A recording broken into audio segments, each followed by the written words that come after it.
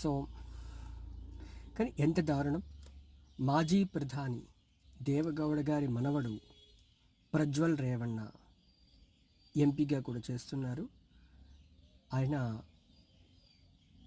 ఆ కాలంలో 3,000 మంది అమ్మాయిలపై అత్యాచారం అఘాయిత్యం చేసి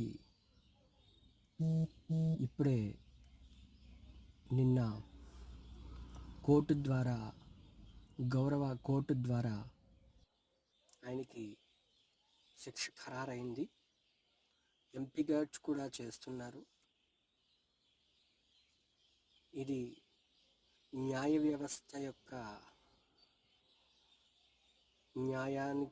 న్యాయం ముందు అందరూ సమానమే అన్న ఒక ఉదంతానికి ఉదాహరణగా చెప్పవచ్చు. కానీ ఎంత దారుణం, సమాజం ఎట్టిపోతుంది అంటే అధికారం ఏ రకంగా వీరు దుర్వినియోగం చేశారు. దీని అంతటికీ కూడా ఒక రకమైన